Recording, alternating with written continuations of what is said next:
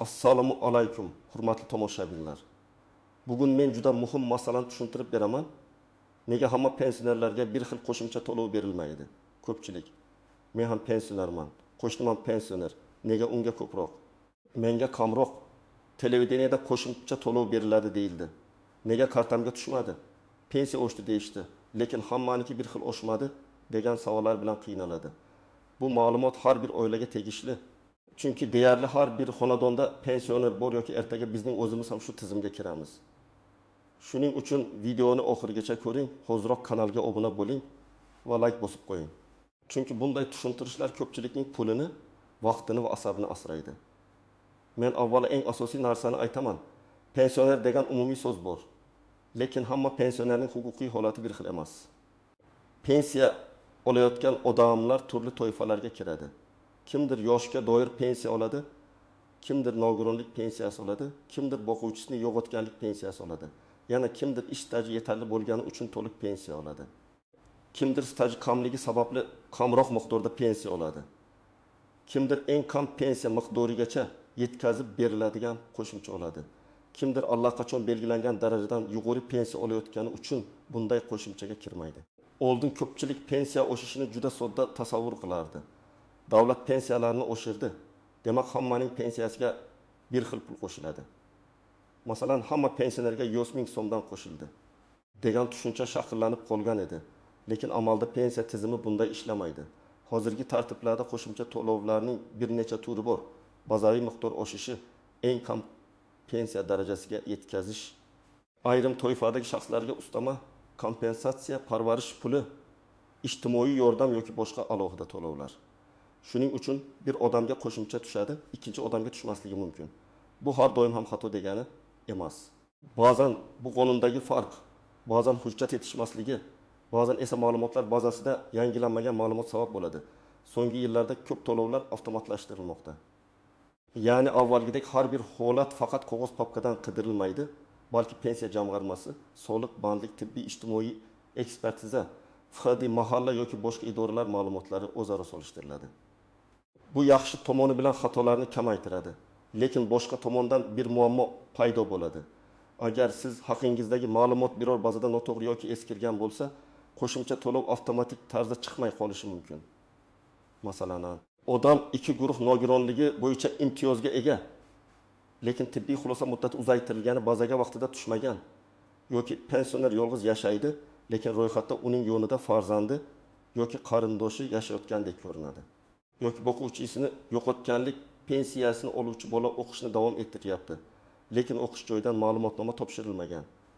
Ana shunday holatlarda odam nega menga bermadi deb hayron bo'ladi. Men ekspert sifatida shuni ta'kidlayman.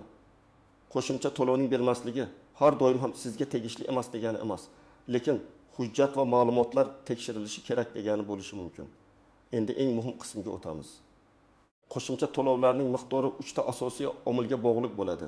Pensiya turi, pensiya miqdori va shaxsning alohida maqomi. Agar shu 3 omilni tushunsangiz, ko'p savollarga javob topasiz. Birinchisi pensiya turi. Yoshga doir pensiya oluvchi bilan nogironlik pensiyasi oluvchining hisob kitobi bir xil bo'lmasligi mumkin. Boquvchisini yo'qotganlik pensiyasi esa umuman boshqa tartibda belgilanadi. Chunki u bir shaxsning ish staji va daromadiga emas. Vafot etgan boquvchining huquqlariga, oiladagi mehnatga layoqatsiz a'zolar soniga va boshqa shartlarga bog'liq. Ikkinchisi pensiya miqdori. Agar davlat ma'lum bir eng kam darajani belgilasa, masalan, ayrim toifadagi pensiyalar ma'lum minimal summadan kam bo'lmasin desa, qo'shimcha aynan shu minimal darajaga yetmaganlarga beriladi. Pensiyasi allaqachon undan yuqori bo'lgan odam esa nega menga ham shu qo'shimcha berilmadi desa, javob shunday bo'ladi. Chunki bu qo'shimcha hamma uchun mukofot emas, kam miqdordagi pensiyani belgilangan darajaga yetkazish mexanizmi. Uchinchisi alohida maqom, urush qatnashchilari, ayrim mehnat faxriylari, nogironligi bo'lgan shaxslar, yolg'iz keksalar, parvarishga muhtojlar, muayyan sohada ishlagan ayrim toifada pensionerlar uchun alohida ustamalar bo'lishi mumkin. Lekin bu maqom tasdiqlanishi kerak. Men dardim yil ishlaganman degan gapning o'zi yetarli emas. Mehnat daftarchasi, arxiv ma'lumotnomasi, buyruqlar, ish haqi haqidagi ma'lumotlar yoki qonunda so'ralgan boshqa hujjatlar bo'lishi kerak. Birinchi misol. Ikki qo'shni ayolni olaylik. Saodat opa va Muhabbat opa. Ikkalasi ham 6-7 yoshda, ikkalasi ham yoshga do'yib pensiya oladi. Saodat opaning ish staji 32 yil, o'rtacha ish haqi yuqori bo'lgan, pensiyasi 20.500.000 so'm. Muhabbat opaning esa ish staji 16 yil, maoshi past bo'lgan, pensiyasi 850.000 so'm. Agar davlat kompensiyalarni ma'lum minimal darajaga yetkazish uchun qo'shimcha belgilasa, ko'proq ehtimol bilan Muhabbat opaga qo'shimcha chiqadi. Saodat opaga chiqmasligi mumkin. Bu Saodat opani kamsitish emas, balki qo'shimchaning maqsadi kompensiyani qo'llab-quvvatlash ekanini bildiradi. Ikkinchi misol. Karim ota va Valijon ota ikkalasi ham bir xil 1.200.000 so'm pensiya oladi. Lekin Karim ota ikki guruh nogironligi bo'lgan, shaxs Valijon otada esa bunday maqom yo'q. Agar nogironligi bo'lgan pensionerlarga alohida ustama yoki kompensatsiya belgilangan bo'lsa, Karim otaning umumiy oylik tushumi Valijon otanikidan ko'proq bo'lishi mumkin. Bu yerda asosiy farq pensiya emas, balki qo'shimcha ijtimoiy himoya maqomidir. Uchinchi misol. Gulchehra opa yolg'iz yashaydi. Farzandlari boshqa viloyatda, lekin doimiy ro'yxatda uning uyida o'g'li ham turibdi. Amalda o'g'li chet elda ishlaydi, lekin ro'yxatdan chiqmagan. Agar yolg'iz yashovchi pensionerlarga alohida yordam beriladigan bo'lsa, tizim Gulchehra opani yolg'iz deb ko'rmasligi mumkin. Shunda yordam chiqmaydi. Opa esa men chindan ham yolg'izman-ku deydi. Hayotda yolg'iz, lekin hujjatda yolg'iz emas. Demak, bunday holatda ro'yxat, yashash holati, mahalla ma'lumotnomasi kerak bo'lsa, tegishli idoralar orqali aniqlashtirish kerak bo'ladi. 4-misol. Bo'g'uvchisini yo'qotganlik pensiyasini olayotgan oila bor. Marhum otaning o'rtada 2 farzand qolgan. Kattasi Burundagi yoshga to'lgan, lekin kollej yoki universitetda kunduzgi ta'limda o'qiyapti. Agar o'qish davom etayotgani haqida ma'lumot vaqtida taqdim etilmasa, uning ulushi to'xtashi yoki qayta hisob-kitobga tushmasligi mumkin. Oila esa nima uchun pensiya kamaydi deb o'ylaydi. Sabab ko'pincha huquq tugagani emas, hujjat yangilanmagani bo'ladi. 5-misol. 2 erkak bir korxonada ishlagan, lekin bittasining staji to'liq elektron bazada bor. Ikkinchisining 1990 yillardagi ish staji arxivida qolgan, bazaga kiritilmagan. Pensiya tayinlashda yoki qayta hisoblashda birinchi odamning ma'lumotlari tez chiqadi. Ikkinchisiniki esa kam ko'rinadi. Natijada qo'shimcha yoki o'shilgan miqdor farq qiladi. Bunday vaziyatda davlat menga kam berdi deb xulosa qilishdan oldin staj to'liq hisobga olinganmi, oylik ma'lumotlari to'g'ri kiritilganmi, imtiyozli davrlar e'tiborga olinganmi? Shuni tekshirish kerak. Menimcha, eng avvalo pensiyasi juda past bo'lganlar o'z hisob-kitobini tekshirtirishi kerak. Chunki past pensiya ba'zan haqiqatan ham kam staj yoki past ish haqi natijasi bo'ladi. Ba'zan esa stajning bir qismi hisobga olinmaganidan kelib chiqadi. Masalan, ayol kishi farzand parvarishi davrlarini, ayrim ta'lim yoki xizmat davrlarini korxona tugatilganidan keyingi arxiv hujjatlarini to'liq topshirilmagan bo'lishi mumkin. Har bir davr pensiyaga ta'sir qilishi ehtimoli bor. Ikkinchi guruh nogironligi bo'lgan pensionerlar. Agar sizda nogironlik guruhi o'zgargan bo'lsa, muddati uzaytirilgan bo'lsa, parvarishga muhtojlik darajasi belgilangan bo'lsa, bu ma'lumotlar pensiya organlarida to'g'ri aks etganini tekshiring. Chunki ustama va qo'shimchalar aynan shu ma'lumotlarga bog'liq bo'lishi mumkin. 3-guruh boquvchisini yo'qotganlik pensiyasini oluvchilar. Bolalarning yoshi, o'qish shakli, kunduzgi ta'limda o'qishi, oiladagi mehnatga layoqatsiz a'zolar soni o'zgarishi pensiya miqdoriga ta'sir qiladi. Bir farzand 19 yoshdan oshsa, hujjat topshirilmasa to'lov kamayadi. Agar o'qishni davom ettirsa, buni tasdiqlash kerak. 4-guruh yolg'iz keksalar va ijtimoiy yordamga muhtoj pensionerlar. Sizning haqiqiy yashash holatingiz bilan ro'yxatdagi ma'lumot mos kelishi kerak. Uyda kim ro'yxatda turibdi, kim amalda yashaydi. Siz parvarishga muhtojmisiz? Mahalla sizni qaysi toifada ko'rsatgan? Bularning hammasi muhim. Agar sizning pensiyangiz belgilangan minimal darajadan ancha yuqori bo'lsa, alohida imtiyoz maqomingiz bo'lmasa, stajingiz to'liq hisoblangan bo'lsa va oxirgi oshirishdan keyin pensiyangiz umumiy indeksatsiya asosida oshgan bo'lsa, sizga ayrim qo'shimchalar chiqmasligi tabiiy bo'lishi mumkin. Bu sizning huquqingiz buzildi degani emas. Qo'shimcha to'lovlar ko'pincha manzilli bo'ladi. Ya'ni hammaga bir xil tarqatilmaydi, balki muayyan ehtiyoj yoki muayyan toifaga beriladi. Masalan, agar kam pensiya oluvchilar qo'llab-quvvatlanadi deyilsa, yuqori pensiya oluvchilar bu yordamga kirmaydi. Agar nogironligi bo'lgan shaxslarga ustama deyilsa, nogironlik maqomi bo'lmagan pensioner kirmaydi. agar yolg'iz keksalarga yordam berilsa, farzandlari bilan birga yashayotgan yoki ro'yxatda oilaviy tarkibi boshqacha ko'rsatilgan pensioner avtomatik tarzda kirmasligi mumkin. Endi ko'pchilik bilmaydigan nozik jihatlarni aytaman. Birinchidan, qo'shimcha to'lovning nomi bilan pensiya oshishi bir narsa emas. Pensiya oshirilsa, odatda umumiy miqdor qayta ko'riladi. Qo'shimcha to'lov esa ma'lum shart bajarilganda beriladi. Shu sababli siz bank kartangizda umumiy summa oshganini ko'rishingiz mumkin. Lekin alohida qo'shimcha satr bo'lmasligi mumkin. Yoki aksincha pensiya o'zgarmaydi, lekin alohida ustama qo'shiladi. Ikkinchidan, vaqt masalasi bor. Qaror chiqqan kun bilan pul tushadigan kun har doim bir xil bo'lmaydi. Ma'lumotlar qayta ishlanadi, ro'yxatlar shakllanadi, bank yoki pochta orqali to'lov jadvali bo'ladi. Ba'zan bir oyda kamroq, keyingi oyda qayta hisob-kitob bilan ko'proq tushishi mumkin. Shuning uchun birinchi oyda darhol vahima qilish kerak emas, lekin albatta tekshirish kerak. Uchinchidan, ortiqcha to'langan pul qaytarilishi mumkin. Ba'zi odamlar menga pul tushdi, demak meniki deb o'ylaydi. Agar keyinroq ma'lum bo'lsa, huquq bo'lmagan to'lov xati tushgan, pensiya organi uni ushlab qolishi yoki qaytarishni talab qilishi mumkin. Shu sababli shubhali to'lov bo'lsa, yashirmasdan aniqlashtirish ma'qul. Bugun ortiqcha pulni ishlatib yuborish ertaga qarzdorlikka olib keladi. To'rtinchidan, norasmiy ma'lumotlarga ishonmang. Falonchining kelini aytdi, hammaga 300 mingdan berilar ekan. Mahalladagi odam aytdi. Faqat arza yozganlarga berilar ekan. İnternetda ko'rdim. Hamma pensionerga bir xil tushishi kerak ekan. Kabi gaplar ko'p tarqaladi. Men sizga shuni tavsiya qilaman. Har doim rasmiy manba pensiya jamg'armasi bo'limi MyBoytkubuz mahalla yoki tegishli idoraning yozma javobiga tayaning. Og'zaki gap bilan huquq isbotlanmaydi. 5-dan, yashash joyi va to'lov usuli ham ahamiyatli bo'lishi mumkin. Kimdir bank kartasiga oladi, kimdir pochta orqali oladi. Kimdir boshqa tumanga ko'chgan, lekin pensiya hujjatlari eski joyida qolgan. Kimdir kartasini almashtirgan, bank rekvizitlari yangilanmagan. Bular pensiya miqdoriga emas, lekin pulning vaqtida tushishiga ta'sir qiladi. Odam esa buni qo'shimcha berilmadi deb tushunishi mumkin.